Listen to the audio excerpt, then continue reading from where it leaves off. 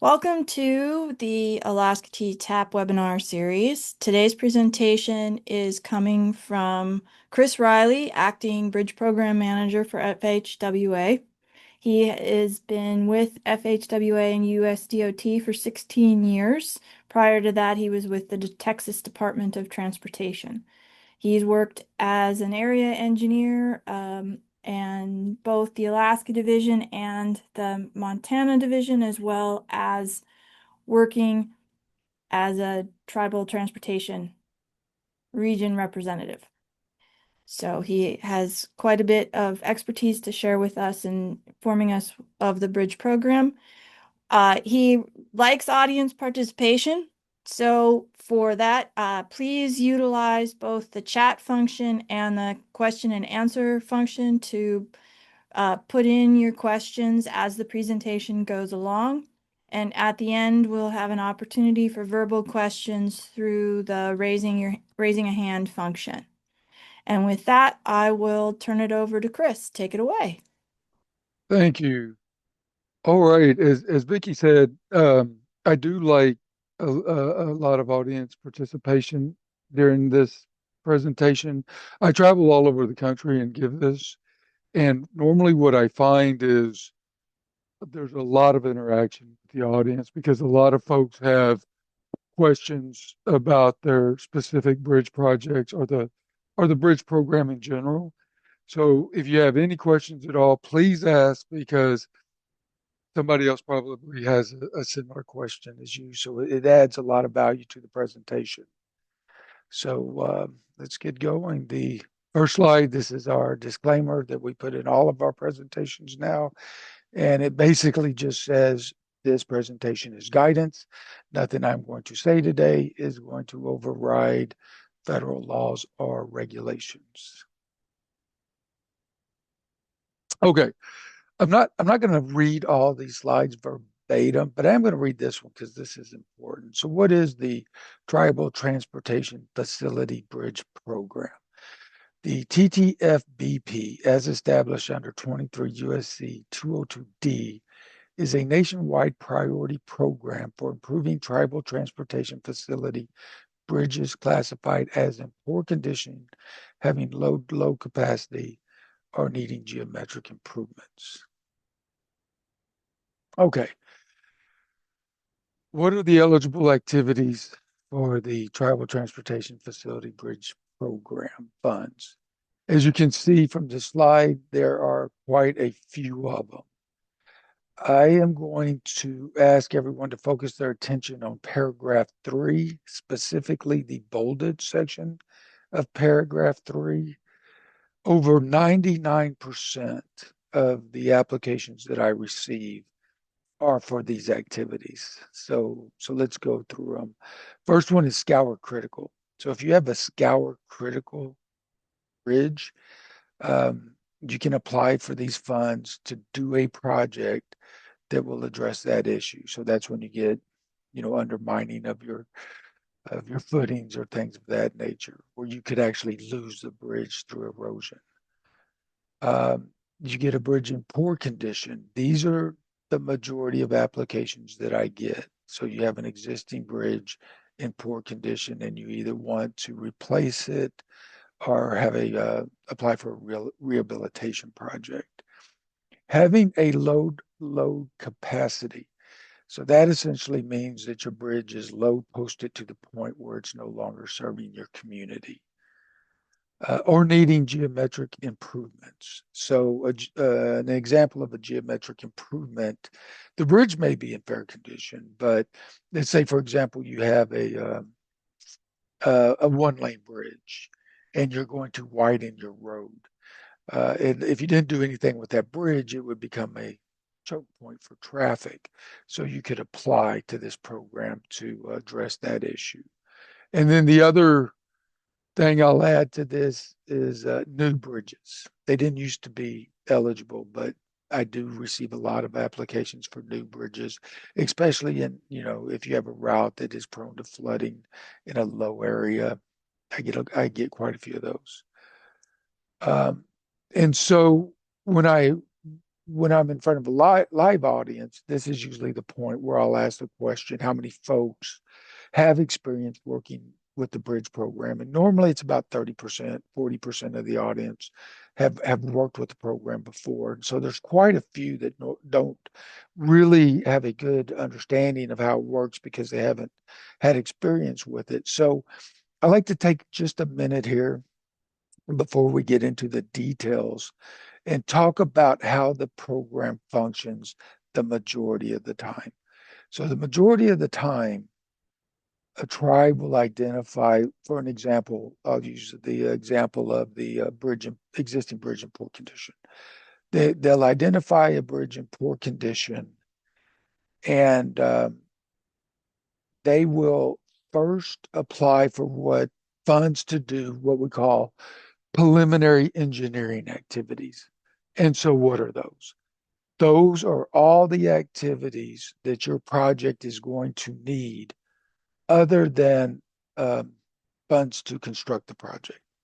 So that's to do your geotech work, your environmental documents, going through the right-of-way process, putting the plan set together, all of the things that you're going to need to construct that project. That's the first step the vast majority of the time. And most of the time, tribes hire consultants to do this work for two reasons. One, the cost of the fees for the consultant is also eligible for these funds, and so it's doesn't cost the tribe anything. And most tribes don't have the in-house expertise to be able to do this type of detailed bridge work. And so that's normally the first step. The second step is once the tribe receives all of those deliverables from the consultant, the tribe will put in an application for funds to construct the project. And that's the program at a pretty high level. So moving forward. Okay, Chris, we've had a question get posted in the Okay. Q&A that says mile 38 Tanana Highway. We have a lot of overflow there and every winter people get stuck there. A bridge there would help with this matter. What would I do to get this addressed and put in? I think this is kind of an example of what you were just talking about. Yeah, no, that's an excellent example. And tribes are applying for new bridges in situations like that all the time. And so the first step, which is going to be the next slide, is we're going to talk about what would make that eligible. And then later on, we'll go through the application itself and go through the steps that the tribe would need to do to address that situation. So first, let's talk about what are the criteria for bridge eligibility. Okay, so first, bridge replacement or rehabilitation. So this is where you have an existing bridge, like that scour issue is in poor condition, it's low posted, that sort of thing. So it must meet the definition of a TTF bridge. So what is a TTF bridge? That is essentially it's at least 20 feet long. Okay, so the opening under the bridge is at least 20 feet long. It can also mean a culvert. Okay, so, but not all culverts are classified as bridge class culverts. It would have to be a bridge class culvert. So, what is that? Once again, it's from end to end, at least 20 feet long, but it can also be a series of culverts.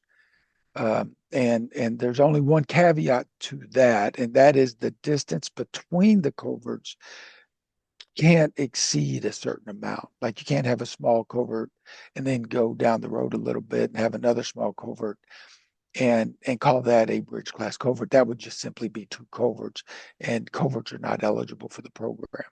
So the distance between the culverts in the series of culverts cannot exceed the half of the diameter of the culverts. Okay. So if you have a situation like that and you're really not sure, if you work with federal highways, just reach out to the your your tribal coordinator, and they'll help you through it. Or if you work with the BIA, you have to reach out to your point of contact, and they can help you identify whether or not it's an eligible structure. Okay, must be classified as a tribal transportation facility. So that basically means that it's got to be in the inventory. Okay, so it's got to be in the NTTFI. And so it's got to meet all the criteria to go into the inventory, open to the public, all those things. Okay, and then once again, be classified as in poor condition, have low capacity, need highway geometric improvements, or be a new bridge. Be recorded in the National Bridge Inventory maintained by Federal Highways. So that's a big database that we maintain. And essentially what that is it's a record of all the bridges in the United States. And so it'll say what they're made out of, when they were built, where they're at, what their current condition is, things of that nature. And so for new bridge construction, um, be classified as a tribal transportation facility once again. Um, so it's got to be at least 20 feet long. Be a public bridge that meets the definition of a TTF bridge and recorded in the MBI after project completion.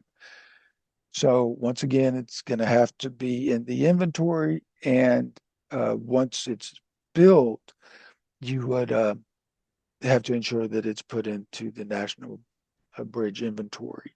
And for tribes that have a program agreement with Federal Highways, you would just talk to your tribal coordinator. They would just ask you for the as-builts, and we would supply those to federal lands, and they would put the structure into the MBI for you. Um, I'm not quite sure how the process with the BIA is, but I assume it's something similar. Okay, Oh, Chris, a yeah. question that's come in. For a culvert bank to be replaced with a bridge, if the NTTFI only has a roadway classification, does the culvert bank need to be classified as a bridge before applying for preliminary engineering funds? Okay, that's an excellent question. There's a couple of things to unpack here. One, does the culvert bank, is it currently considered a bridge class culvert? If it is, then that's fine. We can replace it with a bridge. If it's not, if it's a culvert that's not a bridge class culvert, as long as a bridge is warranted in that location, then that's fine too. Because for the program purposes, we look at that as a new bridge. It's not a replacement because even though there are culverts there now, they're not bridge class culverts. So it's not a bridge replacement project. Okay. And if that didn't make sense, let's talk more about it. But just let me know. The other part of that is an inventory question. And this is a really interesting question because historically, the FHWA and the BIA have managed this program differently. Okay, so the way FHWA interpreted the regulation was that if there is a route that is official in the inventory, and for example, let's say this thing's a bridge class culvert, uh, and it's not official in the inventory, Federal Highways would say that for the application to the bridge program, that's fine. You would just have to put the new bridge into the NTTFI once construction is completed. The BIA interpreted the regs a little differently. They said, no, that bridge class culvert would have to be put into the MBI as a bridge before they would consider the application complete. And so once I took over the program, I've been acting a little over a year now. I said, this is this is one program under one set of rules. It really needs to be managed consistently. And so I'm working with the BIA now to reorganize the program.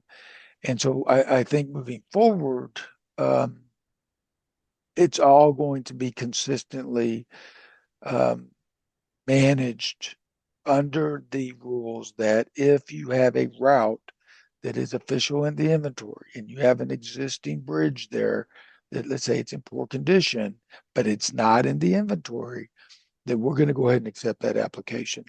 That new SOP has not been finalized yet.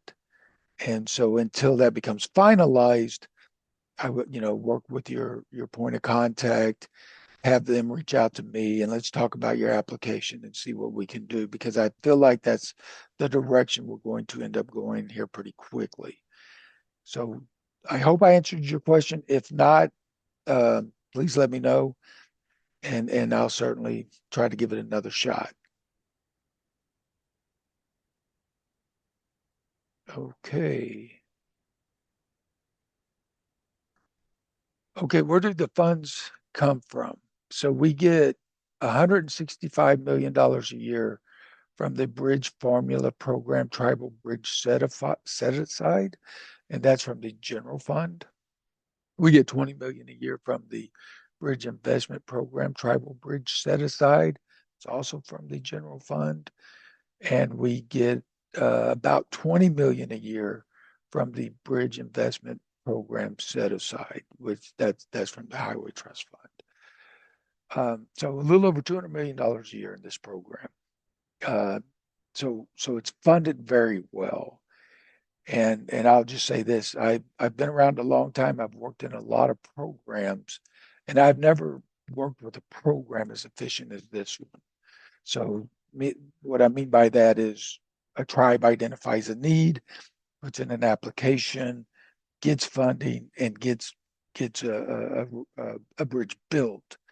I've never seen a program that can go from identifying a need and getting something built as efficiently as this program. And so I really encourage everyone to, if you feel like you have a bridge need, to prioritize it, because the funding has been really this program has been really well funded under the Infrastructure Investment and Jobs Act. That was a 5-year law that was passed in 2022. That expires at the end of September. And so we don't know what Congress is going to do regarding funding moving forward. We certainly been working hard with them to let them know that this program is just an excellent program in meeting tribal needs regarding bridges. But Congress is going to do what Congress wants to do. And so once again, if you feel like you you even think you may have a opportunity to utilize these funds, I encourage you to put your applications in, because right now it's just an excellent opportunity. Okay, so funds obligated to date, 630.1 million. So right now, their tribes have received 630.1 million, and those bridges are either being designed or they're being constructed all over the country. So it's a lot of money. We have $383 million in the bank right now, and that looks like a big chunk of change, because that is a lot of money. But in reality, that if I if another bridge application was not approved, we would need about $1 billion to build everything that's currently being designed. So we're making a really strong argument to Congress that they need to keep funding this, because it's just been a great success for meeting bridge needs in tribal communities. Okay, so let me just ask at this point, does anybody have any questions so far? We have a question posted saying, what is the range of cost for preliminary engineering? I know it probably depends on the consultant hired, but what is a range that a tribe can expect to pay? Okay. That's a really good question as well. And so it's really going to depend on the bridge, right? I've had requests from anywhere. I would say the low end is about 130,000 and the high end is about, I think I got a request for like, I don't know, 30 million maybe. And so the it really depends on the project. So the biggest project that we have funded to date was 100 million, and that's in New Mexico. And so this was a new alignment. There was no bridge there. Now they're going to start construction on it this summer. And so when you get new alignments, then you're talking about, especially for these bigger bridges, then you're really talking about a much more in-depth effort in the environmental process, especially in states like Alaska, because Alaska is just new alignments. There's just all kind of environmental processes that you would need to go through. And so those big new alignment bridges in Alaska, you can expect to spend millions on just the environmental document. And then you have right of way. And right of way, I think you could get a PhD right of way in tribal communities in Alaska. It's a very complicated process. I don't know much about it, other than it can be complicated. Um, and with the wildlife up here and all of the endangered species considerations and biological assessments and things of that nature, they can get pretty pricey. But if you have an existing bridge in place that's in poor condition and it's a smaller bridge, which most of them are, especially in rural areas, then it's not that bad because um, you're just replacing an existing bridge. So you're not excavating, big bridge approaches to get to a new structure where you're going to have a lot more environmental impacts. So it's a huge range. It ranges greatly depending on where you're at and the type of structure that you're proposing to build. All right. We have another question. Okay. Can we submit for preliminary funds if the bridge is only on our LRTP but not in the MBI or NTTFI?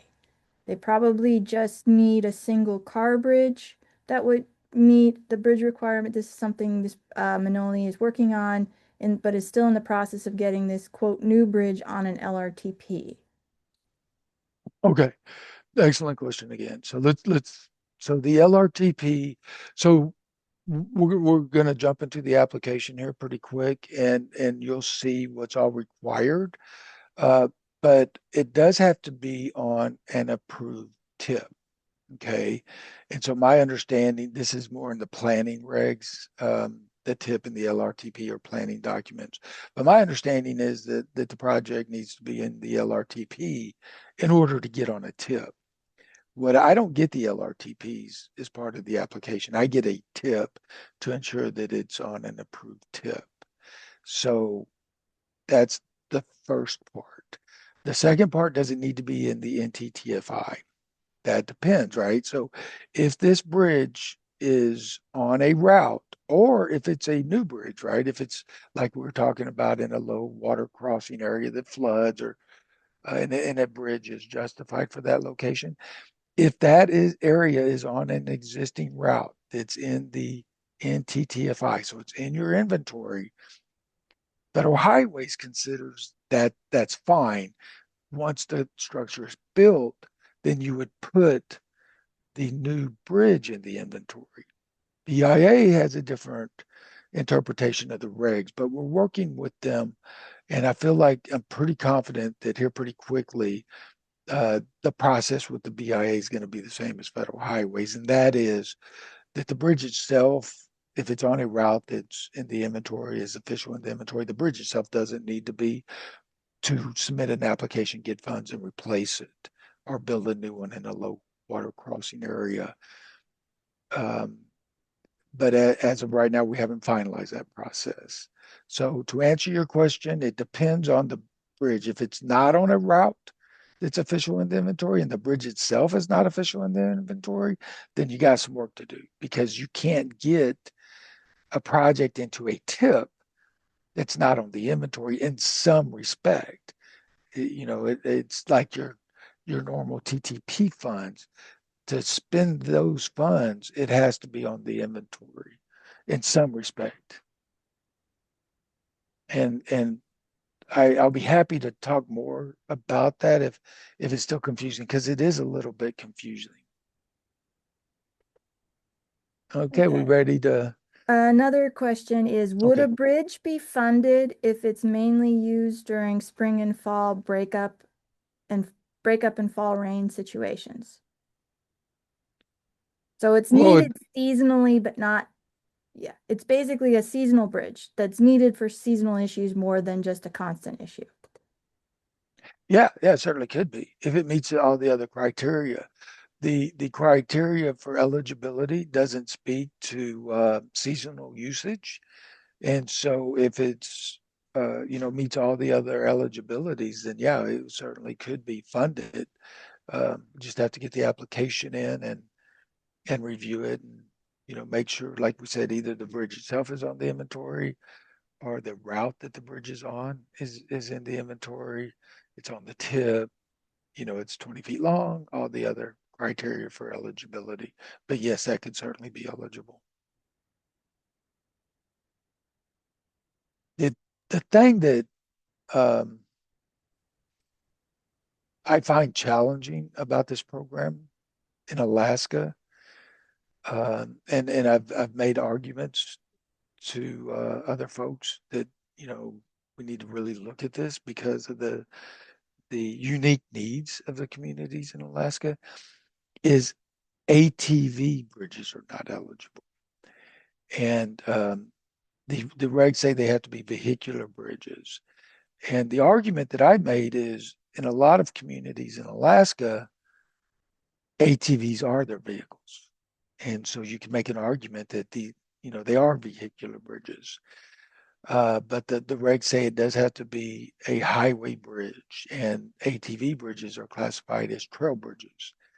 And so if I could make one change to the program, that would be it, that we would consider those bridges eligible for funding as well because of the unique needs of the, the communities in Alaska.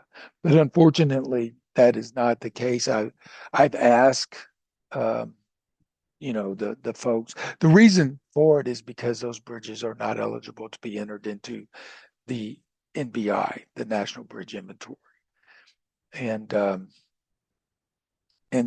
so if you have a bridge that you would like to use these funds on, and you don't think that it would qualify because it's an ATV bridge, I would still reach out and talk to us. And because if there's any way that this could be a considered a vehicular bridge, we would find that.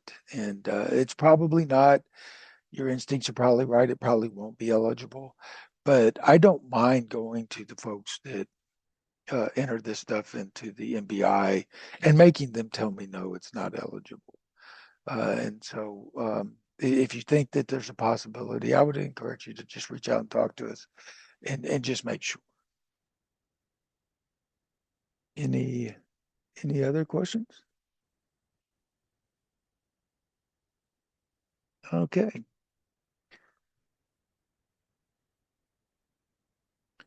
So here is so in the process of reorganizing the bridge program, I've also led the effort to come up with a new form. Right now, Federal Highways uses this form, BIA uses another one. They basically ask for the same information, but I just feel like, once again, just to add consistency and simplicity to the program, we just need one form. So the form is in the final stages of being approved and it'll come out shortly. But this is the one that we're currently using. And and like I say, the BIA form asks for pretty much the same information. So this is actually not the application itself. This is the checklist that we provide to the tribes just to help remind them of, what's needed for the applications. So project name, structure number, that's the number. Um, if I had one wish, I wish that the numbering of bridges was consistent everywhere because it just kind of complicates when I need to look one up because states have their own numbering system, federal government has their own, BIA has their own, and a lot of tribes have their own, and cities have their own. So you can make up whatever structure number you want for your bridges. I know when you put it in the inventory, BIA has a numbering system that you will be required to use. I think if I were a tribe, I would just use that one just for as much consistency as possible. And then the scope of work, we don't need a lot here. It's just, I'll get a scope of work. We're replacing a bridge on such and such routes that is in poor condition. I mean, it's pretty high level.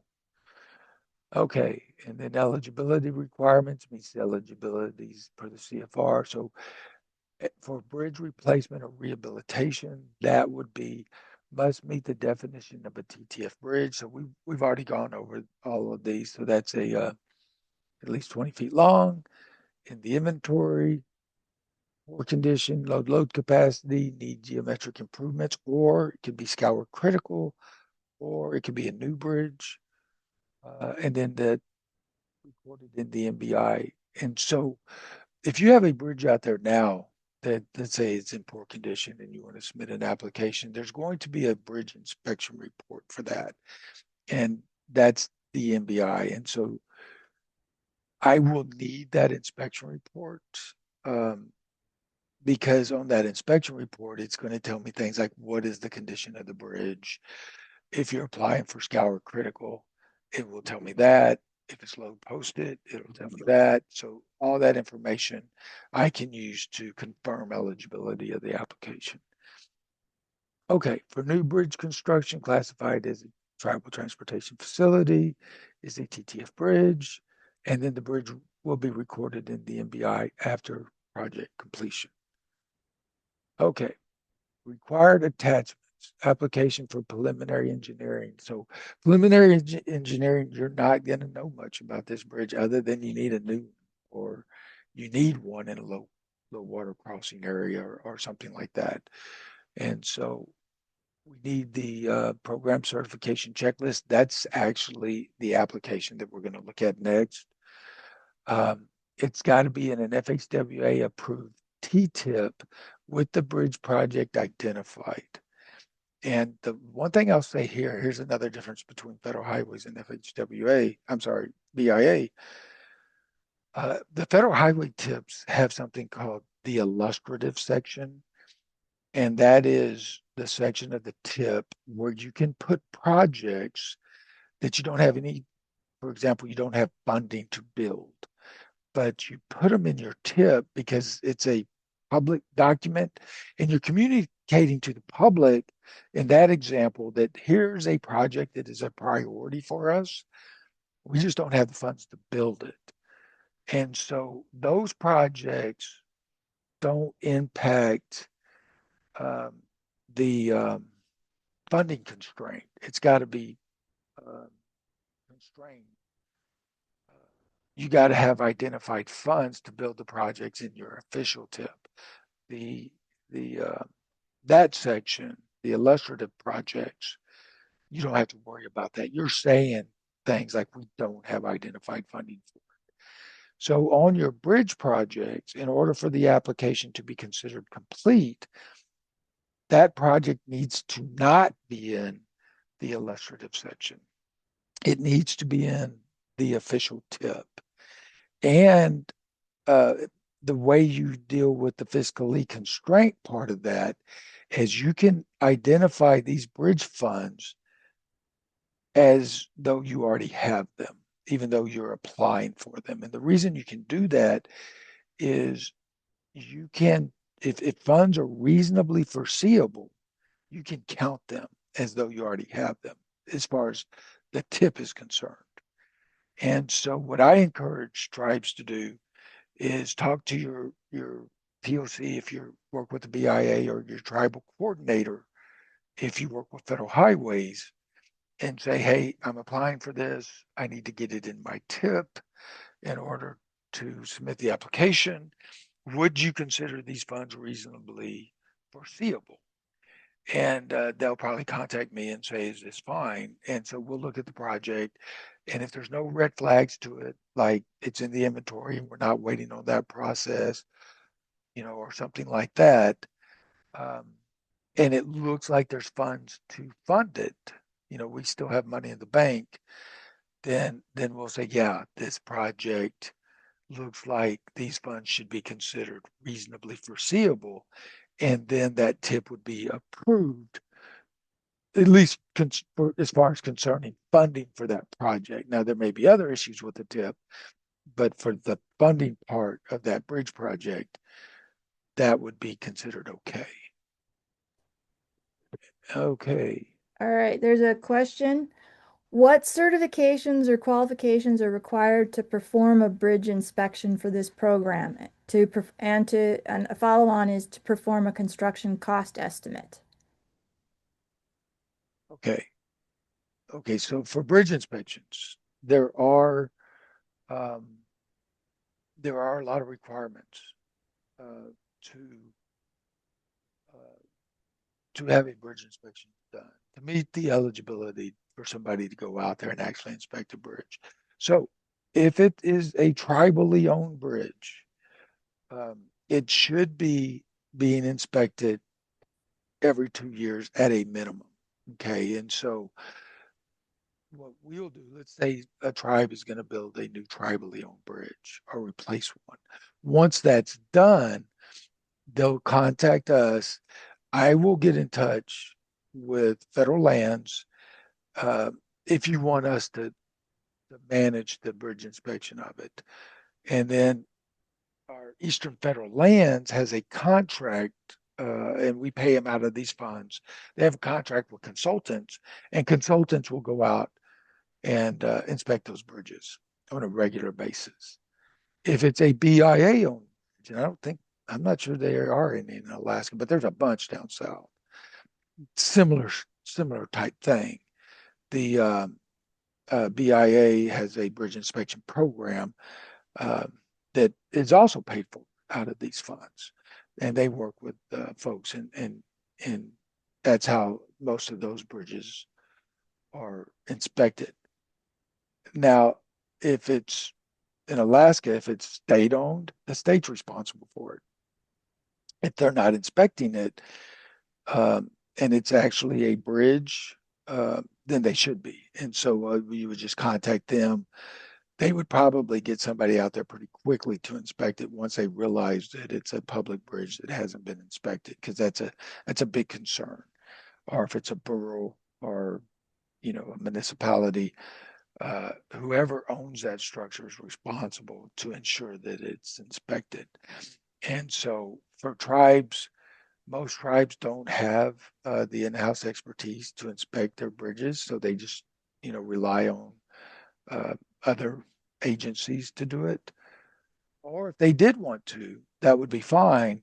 But I would say they would probably either have to get somebody on staff that meets the qualifications for it, or what would most likely happen is they just hire a bridge inspection consultant to come out there and do it. Um, so Is that there would a be listing for the qualifications or certifications that are required to be a bridge inspector somewhere? there. I think it's listed. Yeah, if you just Google bridge inspection qualifications, I bet you it would just pull it right up. It's uh, God, it's been a while. I actually used to be qualified to inspect bridges. I know there's an FHWA mandatory training you have to go through, and I think unless you're a licensed engineer, I think there's a certain amount of time you have to do it before you can go out on your own and do it. But yeah, that information is readily available out there. Okay. Any other questions? Let me say this about bridge inspections, because I've worked with some tribes in Alaska. Um, there, I have come across bridges that don't exist on paper. They're just very roads. They're still important to the tribes because they use them for subsistence hunting and fishing. And there's just no documentation that these bridges exist anywhere. And so what I've recommended doing is just saying there's one of two ways we can. One, if the bridge is in pretty rough shape, and these are, they're old timber bridges that are just falling apart. Let's just get some pictures of it, and let's just send them to me. Let's confirm that it's in really rough shape, and then we'll just consider this a new bridge. And so submit your application as though that bridge didn't exist because it doesn't anywhere on paper. Nobody owns it. No, well, at least nobody claims ownership. Not, that's a unique situation. Um, the other route would be to have somebody go out there and inspect it. The issue with these bridges are nobody claims ownership of it. And so nobody wants the hassle of paying for it. And so if you run across a situation like that where there's actually a bridge out there that nobody claims ownership of and it's not being inspected, um, let's talk about it and uh, let's see if there's something that we can do to get it replaced. Okay. Hey, Chris, you keep occasionally going away from your microphone, so please try and make sure you're speaking into it. Can you hear me now? Yes. Okay, perfect. Okay, so on the approved tip, and then a detailed cost for PE. Um, so once again, there's not going to be a lot of information about about this. So these cost estimates are pretty high level. Okay, so what we're looking for here, what I normally get, normally the consultants put these together, and it'll be something like an Excel spreadsheet, and it'll say, all right, this is what it's going to cost to do the geotech. This is what it's going to cost to do environmental. This is what it's going to cost to do go through the right of way process. This is what it's going to cost to put the plans together. And that's usually about it. And it just line items those costs out and gives me a total, and that's fine. Because at this point we don't know a lot about specific costs to replace the bridge because that's what we're going to learn as they get into the geotech and the design and stuff. Okay, a follow-up to the previous question is with his good answers, do you need an inspection report for bridge class culverts being replaced? Yes, those should be in the MBI, and they should have inspection reports. And if you ever run across something like that, a bridge that doesn't have an report, that's a very serious issue. Okay, so I would contact us or BIA and let them know because we really need to get somebody out there pretty quick to inspect it because we need to make sure it's safe for the traveling public. But the answer to the question is yes. Um, if it's a bridge class culvert, it should be inspected at a minimum once every 2 years, and it should have a report.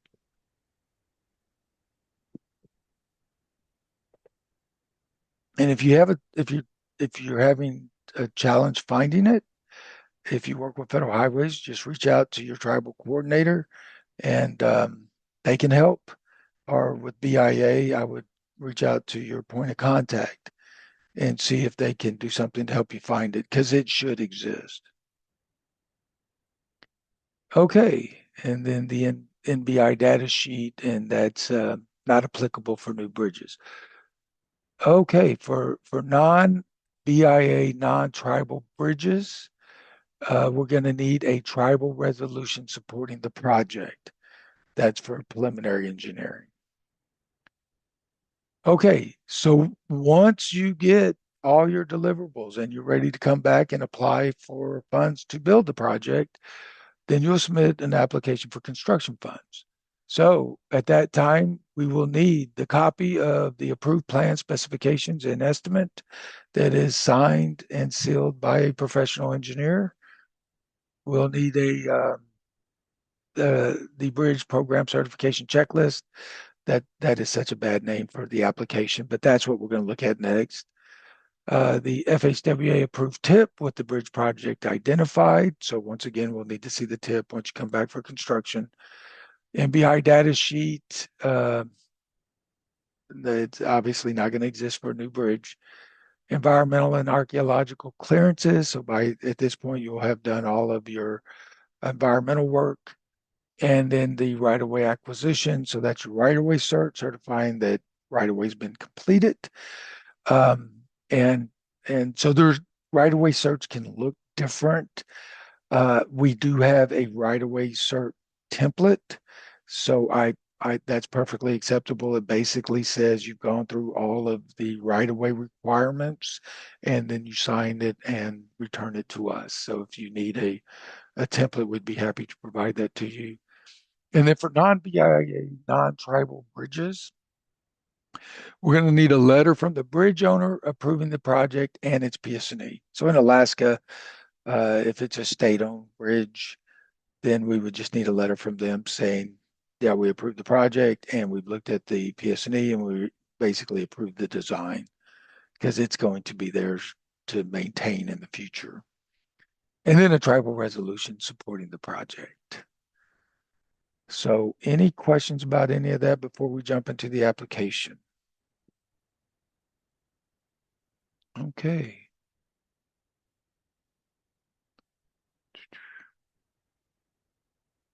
Okay, one thing I want to point out before we jump into the details of the application is this is it. It's a one-page application. And so I've been involved with a lot of other stuff like the direct grants, direct recipient grant applications, and there's a whole consulting industry that's been put together to write grant applications. This is a whole different ballgame. This is you know, this doesn't require, especially for preliminary engineering, doesn't require much information. I mean, you could sit down and have this filled out pretty quickly.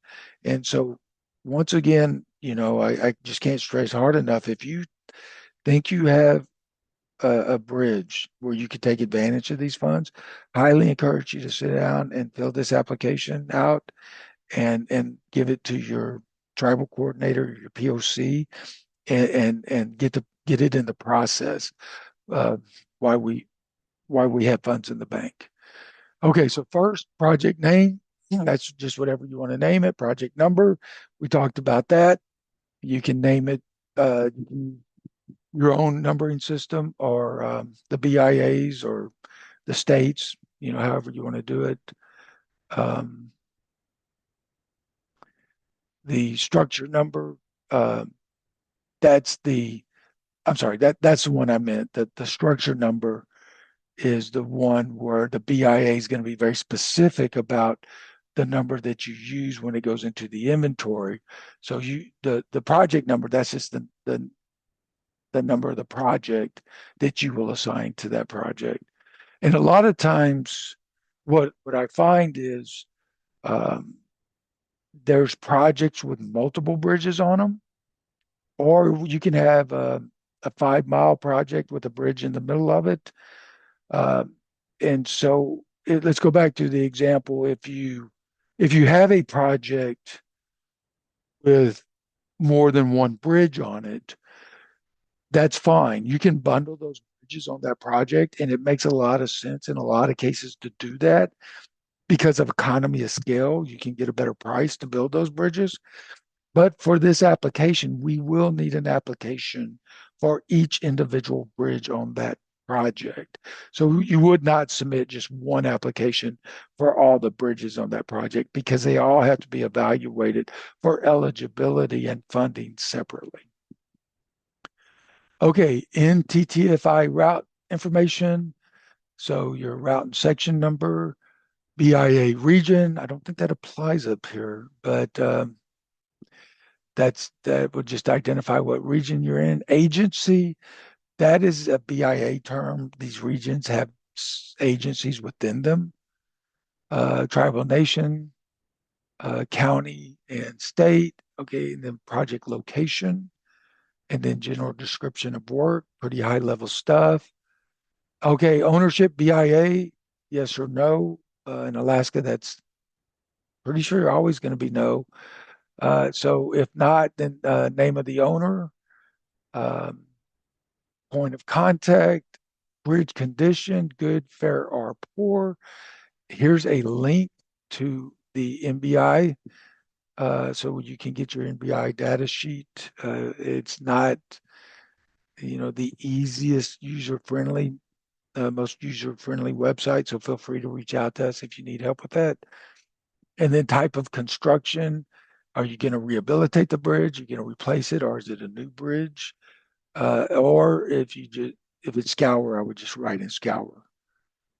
Do buses use this bridge, yes or no? The reason that's important is because at some point um, we are going to the, run out of money. It's just not funded well enough to fund every bridge need out there.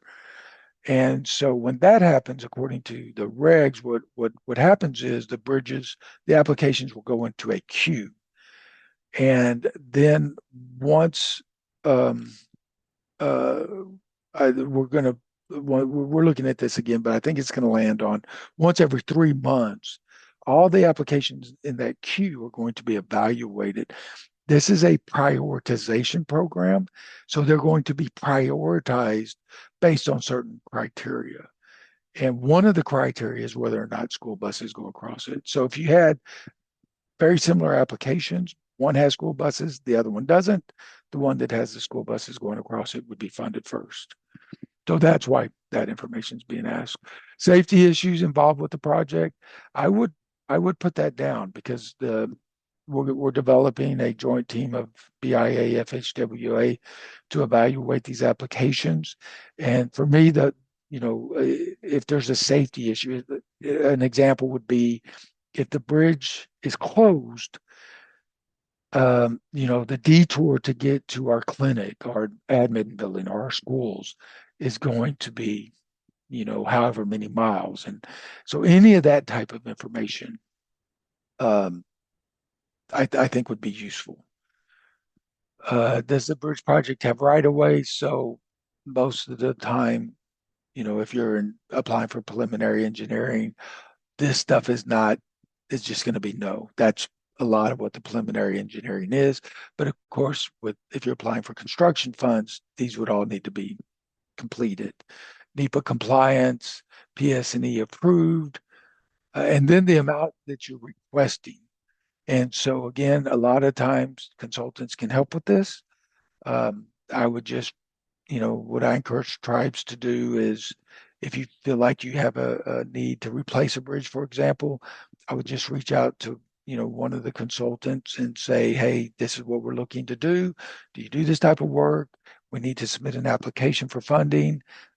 What would be an estimate, a breakdown of your estimate so we can submit that with the application.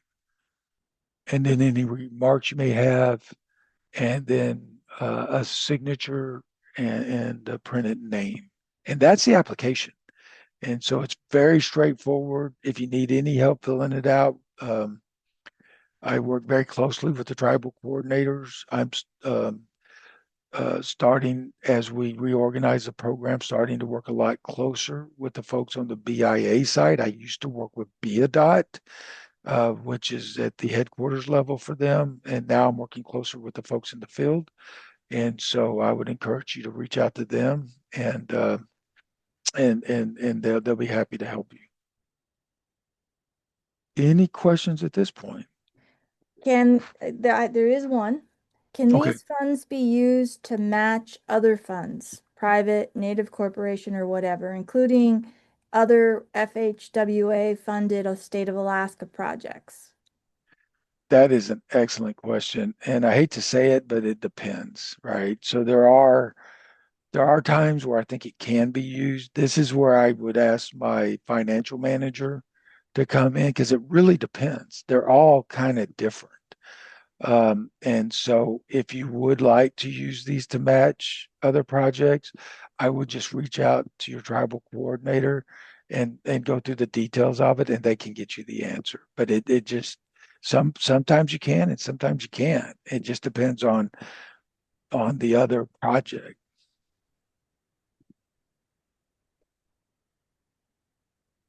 Any any other questions?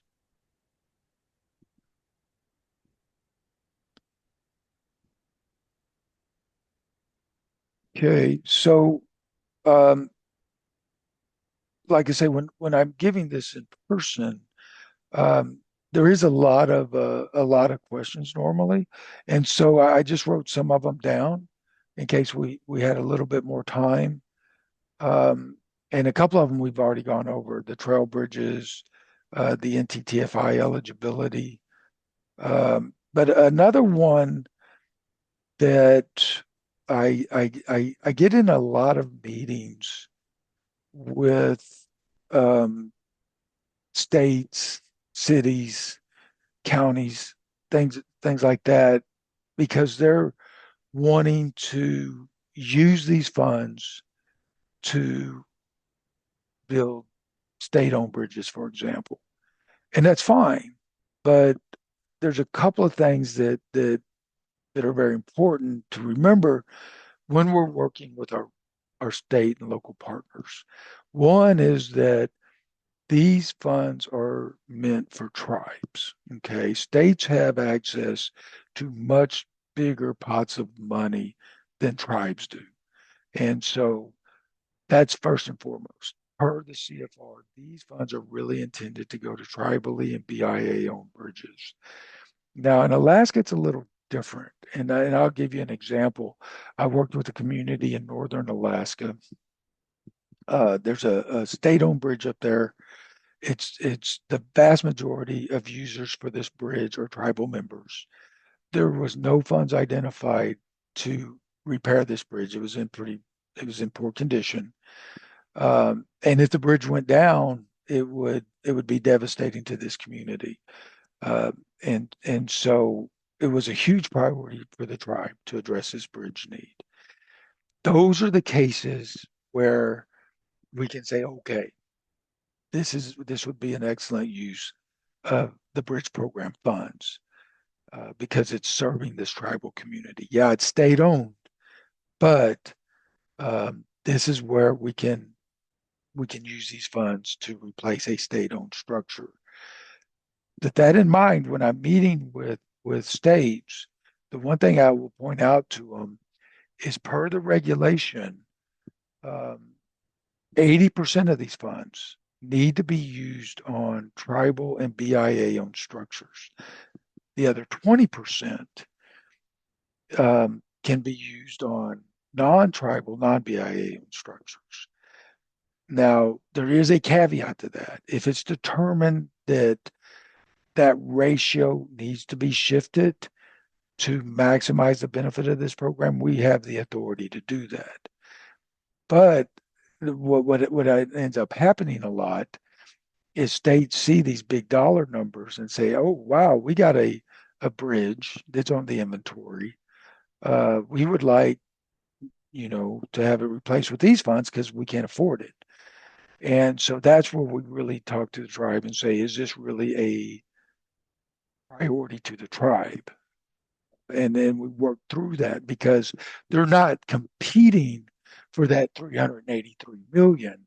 They're competing for 20% of that, really. And so I'll just give you an example. I'm working with a tribe in Louisiana right now, and it's like a $40 million bridge. And if it goes down, and the tribe is almost exclusively the ones that use this bridge. They have like a 21-mile detour to get to their health clinic. So it's a huge issue for them. It's a huge safety issue for them. And so that $20 million Well, that would represent, if we get a little over 200 million a year, that would represent 10% of all of the funds that can go to non-BIA, non-tribally owned bridges. And so we really try to focus in on the highest priority bridges for tribal communities and try and do the best we can to fund those projects. So a lot of my job is meeting with states and cities and setting expectations because a lot of times they'll think, hey, it's eligible, we're going to apply, we'll get the funds. That's not right. We have to make sure that the program serves what it was intended to serve, and that is replacing bridges in poor condition that are tribally and BIA owned. That is the number one um, purpose of this program. And if you look in the CFR and you look at the prioritization of how bridges are funded, that's number one. So those bridges get funded first before anything else gets funded, and then it goes down the list from there. And so just letting you know, if the state comes to you and say, hey, we got a big bridge we'd like to replace, we'd like you to apply for it. It may be a good fit for the program. It may not be, but we're going to need to have conversations about that because I get that pretty often. Any any other questions?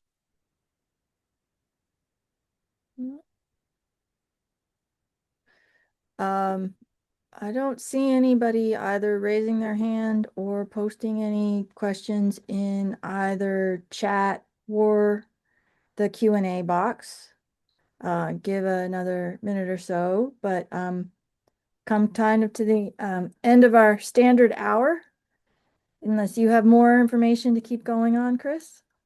No, that's all I've got. I really appreciate the opportunity to be able to present today. I will probably be at providers, and I enjoy going to conferences around Alaska. So I'm not sure all who's in the audience, but I hopefully get to work with you guys to assist you in your bridge needs. And like I said, I highly encourage you to prioritize any uh, bridges that are locations that you even think may possibly benefit from the use of these funds while we have the funds in the bank. And good luck moving forward with your bridges. All right. Well, Patricia Young says, thank you, Chris, for the great information. She will be in touch again about the Tetland Bridge. She's moving through the steps. Well, thank you very much. I look forward to working with you. Manoli's got a question for me, which is, will this be available to watch at a later date? And the answer is yes. That's why we've recorded it, and it will be posted with other webinars on the Alaska TTAP YouTube playlist on the AIDC channel. There is a question of how are the projects to be funded decided because of competition? I mean, you're talking about priorities. Do you have a little more information on your priority lists? I do. So part of the CFR, this is a classified as a prioritization program. And so when we get the applications in, right now we don't really have a queue because this before this last transportation bill was enacted, this program was not funded. I think it was funded for less than 15 million a year. And so it wasn't funded at nearly the level it needed to be funded at. Well, then all of a sudden we get funded for a little over 200 million a year. And so we just lots and lots of money in the bank, okay? Because nobody was prepared for that. And so we didn't have applications to build bridges, right? Nobody had done them.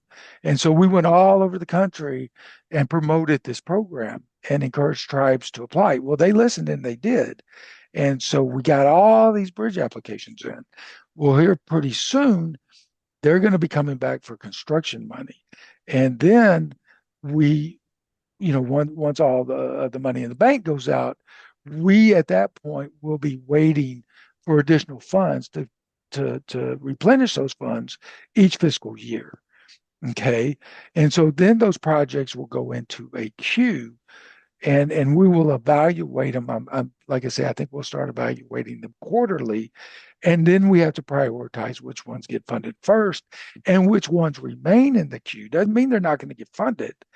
They will just have to be prioritized again the following quarter.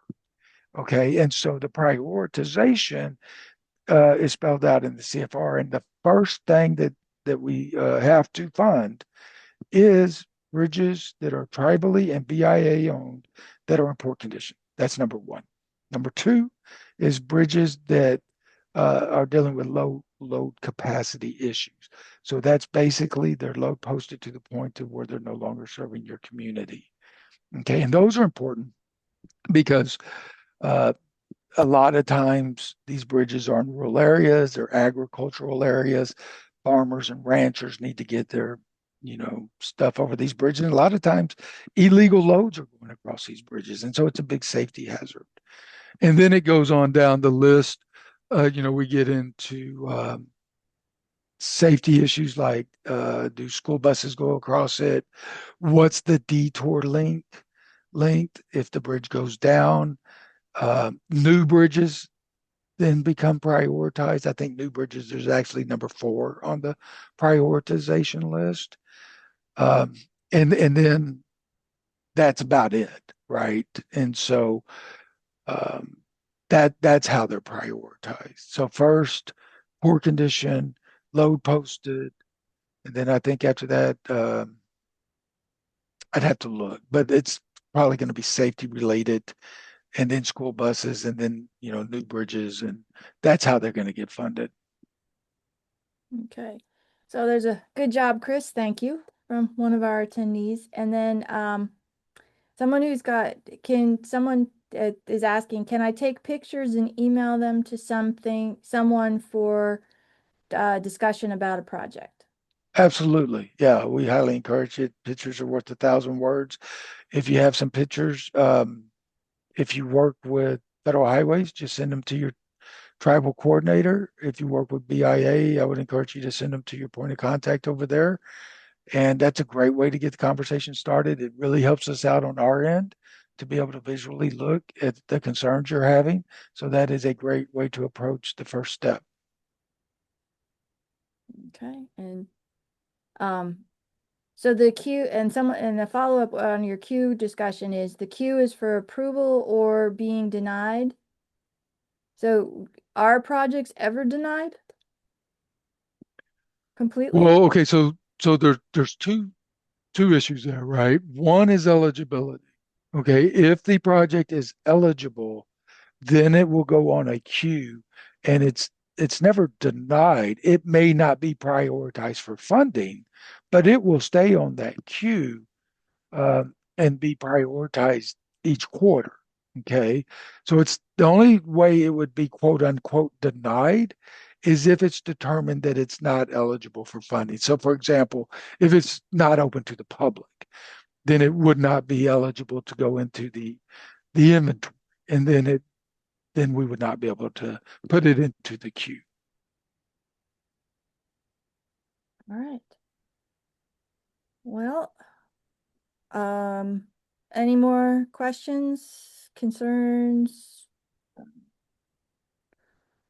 Well, thank you very much, Chris. I think this is valuable. And as I had mentioned previously, this will be, the recording of this webinar should be posted on YouTube within the next day or so. So feel free to share it with others who you think will get value information out of it. And reach out to your points of contact, both at FHWA and BIA, with additional questions. And on that note, I'm going to, since no other questions have popped up and we're past noon, I'm going to end the recording